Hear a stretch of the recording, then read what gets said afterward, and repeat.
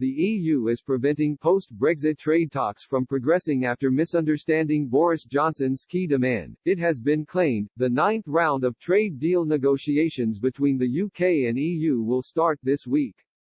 Time is running out for a deal to be reached by the Prime Minister's deadline of October 15, when the UK could walk away from the crumbling talks. But RTE's Europe editor Tony Connolly has warned Brussels could further hinder Mr. Johnson's plan because the bloc thinks his deadline is a few weeks later. He said, Brussels believes the deadline is the end of October, not the deadline that British Prime Minister Boris Johnson has set, which is when EU leaders will meet for a summit. He added the EU also believes the UK has not made reasonable concessions over state aid and fishing arrangements. The bloc is also still concerned about the controversial Northern Ireland border protocol after the transition period ends on January 1. He said, the EU believes the UK has still not made sufficient concessions on the so-called level playing field, including the question of state aid and fisheries.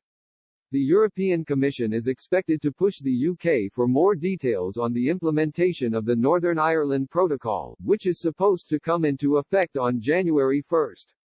Brussels is concerned that the construction of border control posts, required by the protocol, has not yet started.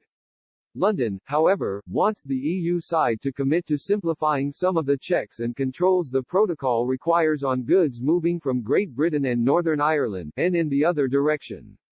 Michael Gove will meet European Commission Vice President Maroš Šefčovič to discuss the future arrangements between the UK and EU this week. An EU spokesman admitted their chief negotiator Michel Barnier was still determined to reach a deal despite concerns. David Frost, the UK's chief negotiator, added a deal was very much possible, but equally very far from certain.